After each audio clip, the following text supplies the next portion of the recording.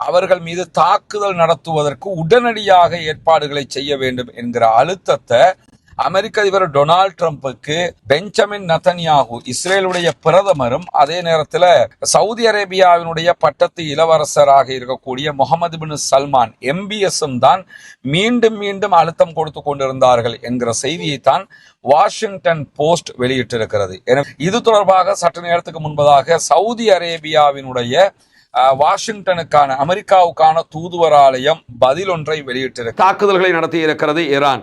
ஏன்னா தற்போது ஈரானுடைய வியூகம் எல்லாம் எப்படி இருக்குன்னு கேட்டால் அமெரிக்கா எக்ஸ்பெக்ட் பண்ணாத வியூகமாக இருக்கிறது. அமெரிக்காவுடைய ராணுவ தளங்கள் மேல மட்டும்தான் தாக்குதல் நடத்தப்படும் ஈரானால என்று நினைத்து கொண்டு ராணுவ தளங்களை பாதுகாக்கிற வேலையை செஞ்சாங்க. சவுதியை பாதுகாக்கிறாங்களோ இல்லையோ, அடுத்து கத்தார், துபாய் எங்கெல்லாம் தூதுவராலயம் இருக்குதோ எல்லா எம்பசிகளுக்கும் அடிப்பாங்க. அதே மாதிரி ஹோட்டல்களுக்கு அடிக்கிறாங்கல்ல, இந்த ஹோட்டல்கள்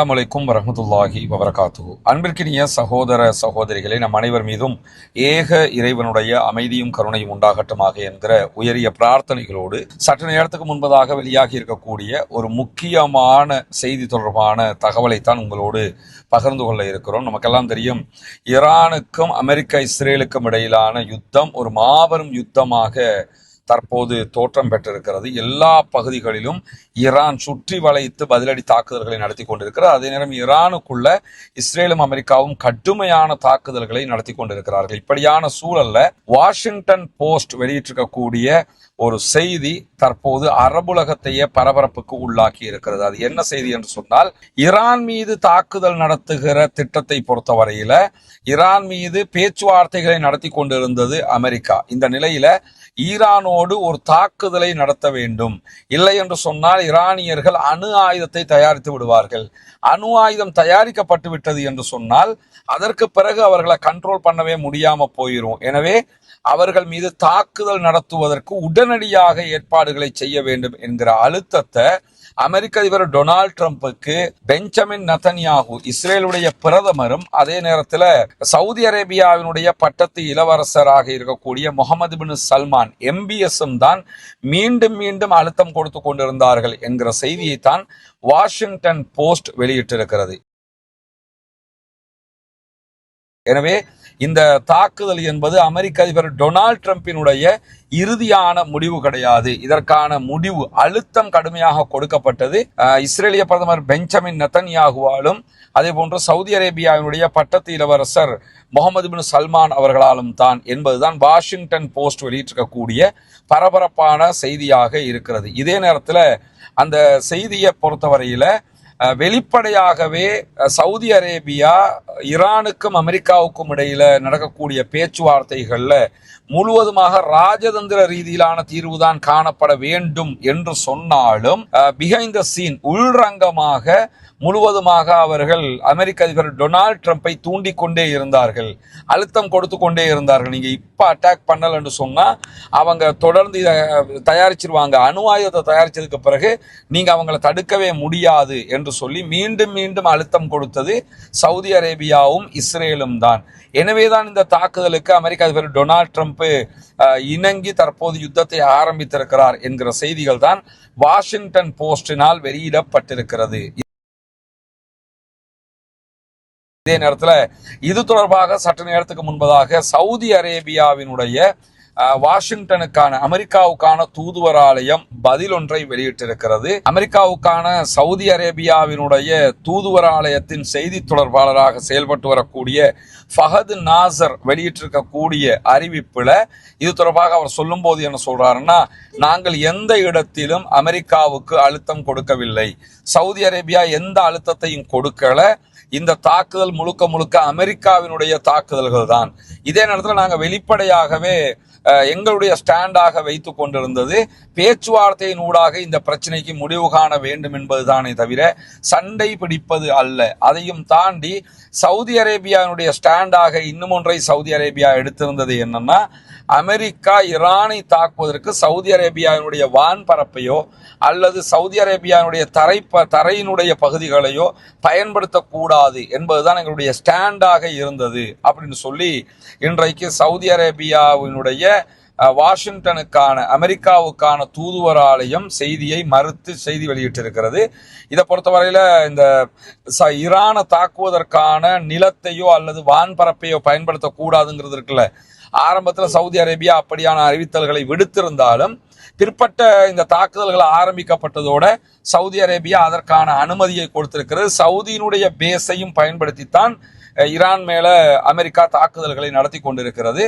ஆனால் தற்போது வாஷிங்டன் போஸ்ட் வெளியிட்டிருக்கக்கூடிய இந்த செய்திகளை சவுதி அரேபியா மறுத்திருந்தாலும் வாஷிங்டன் போஸ்ட் இதை ஒரு முக்கியமான தலைப்புச் செய்தியாகவே வெளியிட்டிருக்கிறார்கள். எனவே வாஷிங்டன் போஸ்ட் வெளியிட்டிருக்கக்கூடிய செய்தியை இப்பொழுது சவுதி அரேபியாவினுடைய அமெரிக்காவுக்கான தூதுவராலயம் மறுத்திருக்கிறது. எது எப்படி போனாலும் இப்பொழுது ஒரு படு பயங்கரமான யுத்தமாக மாறி இருக்கிறது. மாறிய காரணம் எந்த அளவுக்கு என்று சொன்னால், ரியாதில் இருக்கக்கூடிய அமெரிக்காவினுடைய தூதுவராலயம் மேலையும் ஈரான் தாக்குதல்களை நடத்தி இருக்கிற அதே நேரத்தில் நேற்றைய தினம் அரம்கோ மேல ஈரான் தாக்குதல்களை நடத்தி இருக்கிறாங்க. அரம்கோவில் இருக்கக்கூடிய பெட்ரோலியம் சுத்திகரிக்கக்கூடிய பகுதி ஒரு நாளைக்கு 5 லட்சம் பீப்பாய்கள் 5 லட்சம் பெரல்கள் பெட்ரோல்களை தயாரிக்கக்கூடிய தொழிற்சாலையின் மீதுதான் ஈரான் தாக்குதல்களை நடத்தி இருக்கிறது. எனவே ஈரானுடைய தாக்குதல்கள் தொடர்ந்து கொண்டே இருக்கிறது. மத்திய கிழக்கு மட்டுமல்ல, சைப்ரஸையும் தாக்குவோம் என்று அறிவிச்சிருக்கக்கூடிய சூழல்ல தான் இந்த பரபரப்பான செய்தி வெளியாகி இருக்கிறது. இப்பொழுது நீங்கள் ஈரானை தாக்காவிட்டால் அவர்கள் அணு ஆயுதம் செய்ததற்கு பிறகு அவர்களை கண்ட்ரோல் பண்ணவே முடியாமல் போய்விடும். எனவே அவர்கள் மீது தாக்குதல்களை நடத்துங்கள் என்று ஈரானை தாக்குவதற்கு அமெரிக்காவை தூண்டியது சவுதி அரேபியாவும் அதே போன்று இஸ்ரேலும் தான் என்கிற செய்திகள் தான் இப்பொழுது சர்வதேச செய்தியாக மாறி இருக்கிறது. ஆனால் சவுதி அரேபியா மறுத்திருக்கிறது என்கிற செய்திகளையும் அல் அரபியா உள்ளிட்ட சவுதி அரேபியாவினுடைய ஊடகங்கள் வெளியிட்டிருக்கக்கூடிய காட்சியை நம்ம பார்க்க முடியும். எது என்ன நடந்தாலும் ஒரு மாபெரும் யுத்தத்தின் தொடக்கமாக இது மாறி இருக்கிறது. இந்த யுத்தம் முடிவுக்கு வர வேண்டும் என்பதுதான் அனைவருடைய ஆசையவா பிரார்த்தனையாக இருக்கிறது. ஏனென்றால் இப்பொழுது நிலைமை எடுத்துக்கிட்டீங்கன்னா, ஆரம்பிச்சது வேணும்னா அமெரிக்காவாக இருக்கலாம், ஆனா முடிக்க போறது அமெரிக்காவாக நிச்சயமாக இருக்காது என்கிற ஒரு நிலைதான் இப்ப இருக்கிறது. ஏன்னா இனிமே யுத்தத்தை நிறுத்துறதா இருந்தா ஈரான் தான் அதை முடிவெடுக்க வேண்டி இருக்கிறது. ஏனென்றால் இந்த நிலைமை வரைக்கும் ஈரானுடைய கை ஓங்கி இருக்கிறது. ஈரான் தான் டாப் லெவல்ல நின்று பதிலடி தாக்குதல்களை கொடுத்து கொண்டிருக்கிறார்கள் என்கிற காரணத்தினால தொடர்ந்தும் இந்த யுத்தம் இன்னும் ஒரு படி மேலே செல்ல போகிறது என்கிற நிலைகளும் உருவாகிறது. ஏன்னா ஹார்முஸ் பகுதிகளில் யாருமே கப்பல்கள் பயணிக்க கூடாது என்று திட்டவட்டமாக ஈரான் அறிவிச்சிட்டாங்க. எண்ணெய் டேங்கர்கள் மட்டுமல்ல, கப்பல்களை மாத்திரமல்ல, இனிமேல் எண்ணெய் பீப்பாய்கள், அதாவது எண்ணெய் பைப்லைன்கள் மேலையும் நாங்கள் தாக்குதல் நடத்துவோம் அப்படின்னு சொல்லியிருக்கிறாங்க. எனவே ஈரானுடைய தாக்குதல் உத்திகள் எல்லாம் ரொம்ப வித்தியாசமானதாகவும் திட்டமிடப்பட்டதாகவும் நாங்கள் நடத்திய தீர்வோம் என்கிற வெறி கொண்ட தாக்குதலாகவும் மாறி இருக்கிறது. இது மிகப்பெரிய பின்னடைவாக அமெரிக்காவுக்கும் அமெரிக்காவுடைய நேச நாடுகளுக்கும் தற்போது மாறி இருக்கிறது. உண்மையிலே சவுதி அரேபியா இப்படி ஒரு அழுத்தத்தை கொடுத்திருந்தால் அது மாபெரும் துரோகம் என்பதிலே எந்த மாற்று கருத்தும் கிடையாது. அதனால் இன்றைக்கு ஏற்பட்டிருக்கக்கூடிய விளைவை நம்ம பார்க்கிறோம். நூற்றுக்கணக்கான சகோதரர்கள் கொல்லப்படுகிற அநியாயமும் இதிலே நடந்தேறி வருகிறது. அரபு நாட்டுக்காரர்களை எப்படி அமெரிக்கா மடேனாக அடிமைகளாக வைத்துக் கொண்டிருக்கிறது என்பதை புரிஞ்சுக்கலாம்.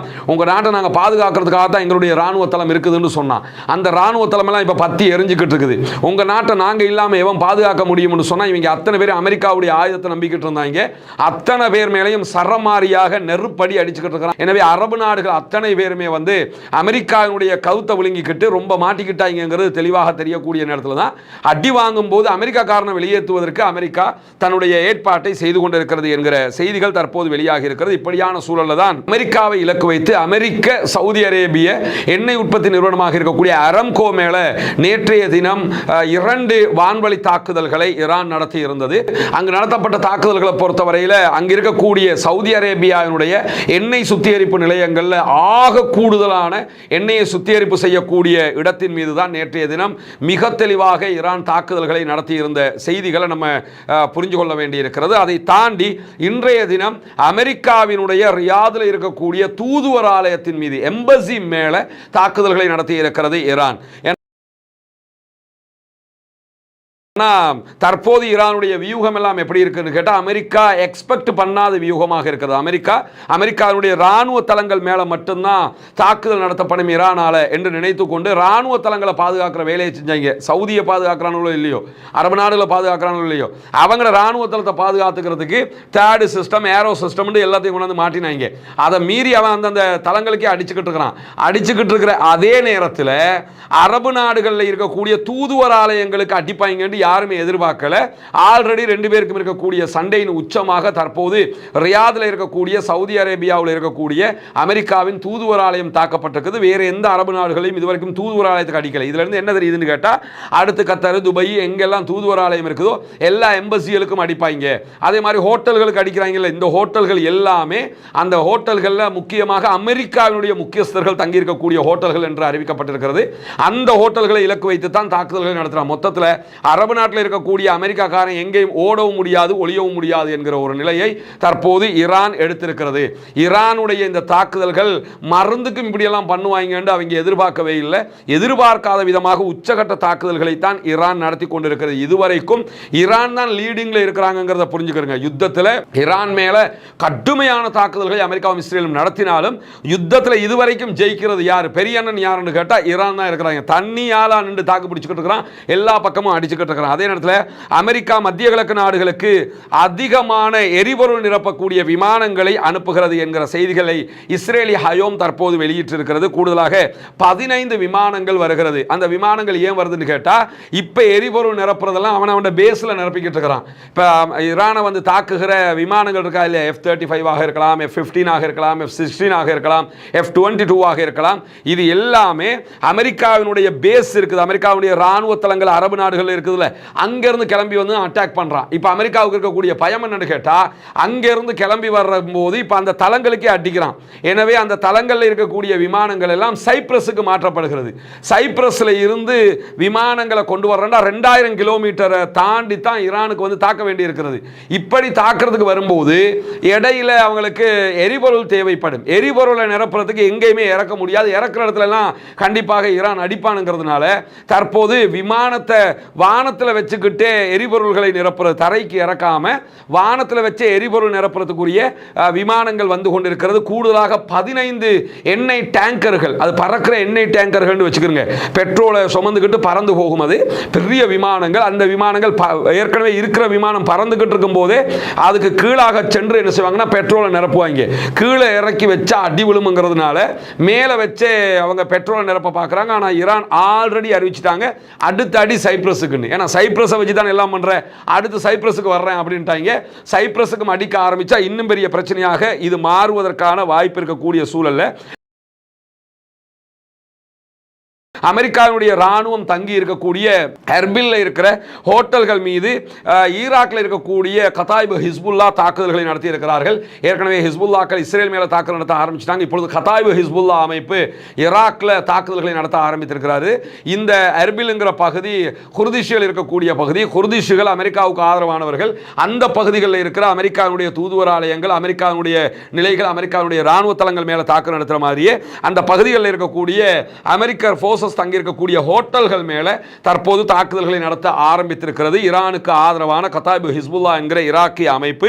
இதற்கிடையில் ஈராக்ல இருக்கக்கூடிய நயா செய்தி நிறுவனம் இந்த செய்திகளுடைய இந்த காட்சிகளுடைய வீடியோக்களை எல்லாம் வெளியிட்டு இருக்காங்க. அந்த வீடியோக்கள் எல்லாம் வெளியாகி இருக்கிறது. அமெரிக்காவுடைய தளங்கள் தாக்கப்படுகிற வீடியோக்கள். அதே நேரத்தில் எர்பில்ல இருக்கக்கூடிய ஒரு கட்டிடம் தீப்பிடித்து எரியக்கூடிய காட்சிகளும் வெளியாகி இருக்கக்கூடிய சூழல்ல தான் தொடர்ந்து எங்களுடைய தாக்குதல்களை நடத்துவோம் என்று ஈராக்ல இருக்கக்கூடிய குழுக்களும் அறிவித்துக் கொண்டிருக்கிறது. அதே போன்று துபாய் அருகாமையில் இருக்கக்கூடிய தங்களுடைய ராணுவம் பயன்படுத்துகிற தளத்தை ஈரான் தாக்கியதாக ஆஸ்திரேலியா செய்தி வெளியிட்டிருக்கிறது. ஆஸ்திரேலியாவுடைய பெரிய படைப்பிரிவுகள் எல்லாம் கிடையாது, அமெரிக்காவோடு இணைந்து ஒரு 100 பேர் இருக்கிறாங்க துபாயில். அந்த அவங்களே அறிவிச்சிருக்காங்க 100 பேர் தான் இருக்கிறாங்கன்னு. அந்த 100 பேரும் தங்கியிருக்கக்கூடிய பகுதிகள் மேலே தாக்குதல் நடத்தப்பட்டிருக்கு என்று சொல்லியிருக்கிறாங்க. ஆல்ரெடி ஆஸ்திரேலியா இந்த யுத்தத்தில் பங்கெடுக்க மாட்டோம் இருக்கிறாங்க. ஆஸ்திரேலியாவினுடைய ஆட்கள் மேலே தாக்குதல் நடத்தப்பட்டிருக்கிறது. ஆனால் இந்த தாக்குதல் உண்மையிலே ஈரான் தான் நடத்தியதா என்பதை ஈரான் இதுவரைக்கும் அறிவிக்கலை. சில நேரங்களில் ஆஸ்திரேலியா நாங்கள் யுத்தத்தில் பங்கெடுக்க மாட்டோம் என்று சொன்னதுனால அவங்களை கோர்த்து விடுறதுக்காக கூட இப்பொழுது இந்த தாக்குதல்களை அமெரிக்காவே நடத்தி இருக்கலாம் என்கிற சந்தேகங்களையும் ஆய்வாளர்கள் வெளிப்படுத்துகிறார்கள். இரண்டும் நடந்திருப்பதற்கான வாய்ப்புகள் இருக்கக்கூடிய சூழலில் தான் ஹிஸ்புல்லாவினுடைய பெய்ரூத்தில் இருக்கக்கூடிய அல் மனார் தொலைக்காட்சி அலுவலகம் மீது இஸ்ரேல் படுபயங்கரமான தாக்குதல்களை நடத்தி இருக்கிறது. பெய்ரூத்தில் இருக்கக்கூடிய பல இடங்களை இஸ்ரேல் அடிச்சுக்கிட்டே இருக்கிறாங்க. அந்த தாக்குதல் சாதாரணமான தாக்குதல் கிடையாது. பொதுமக்கள் வசிக்கக்கூடிய பகுதிகள் மேலே கடும் தாக்குதல்களை நடத்துகிறார்கள். இன்றைக்கு ஹிஸ்புல்லாவுடைய தொலைக்காட்சி நிறுவனமாக இருக்கிற அல் மனார் மேலேயும் தாக்குதல்கள் நடத்தி இருக்கிறார்கள். இப்படியான சூழலில் தான் துபாயில் இருக்கக்கூடிய அமெரிக்க படைகள் மீதான தாக்குதலுக்கு ஈரான் மீண்டும் உரிமை கோரியிருக்கிறது. இன்றைக்கு காலை முதலாக ஐக்கிய அரபு எமிரேட்ஸில் இருக்கக்கூடிய துபாயில் இருக்கக்கூடிய அமெரிக்க படைகளை குறிவைத்து ட்ரோன் தாக்குதல்களும் ஏவுகணை தாக்குதல்களும் நடத்தி இருக்கிறது ஈரானுடைய IRGC இஸ்லாமிய புரட்சிகர காவலர் பிரிவு என்கிற செய்திகள் வெளியாகி இருக்கக்கூடிய சூழலில் குவைத்தில் இருக்கக்கூடிய அமெரிக்க தளத்தின் மீதும் ஈரான் தாக்குதல்களை நடத்தி இருக்கிறது என்கிற செய்திகளும் வெளியாகி இருக்கிறது. எனவே தொடர்ந்து ஈரான் இப்படியான தாக்குதல்களை மத்திய கிழக்கை இலக்கு வைத்து நடத்தி கொண்டிருக்கிறது. இந்த செய்திகளும் சற்று நேரத்துக்கு முன்பதாக வெளியாகி இருக்கிறது.